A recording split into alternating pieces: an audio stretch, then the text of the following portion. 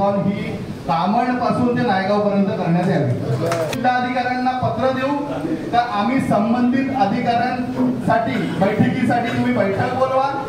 त्या बैठकीमध्ये MMRDA, PWD आणि राष्ट्रीय महामार्ग प्राधिकरण आणि VBMC या संबंधित आमच्या स्थानिक गावकऱ्यांच्या सोबत चर्चा विनिमय करून त्याला उपाययोजना करण्याकरता आम्ही तुम्हाला 7 दिवस देत आहोत। जर 7 दिवसात ही जर बैठक आणि ठोस निर्णय जर लागत नसेल, आपल्याला कलेक्टर सोबत नुसती बैठक नको। कलेक्टर पत्र देईल, त्या पत्रानंतर दिवाळीची सुट्टी लागेल, दिवाळीच्या सुट्टीनंतर इलेक्शन लागतील, आपला विषय परत पुढच्या पावसानंतर।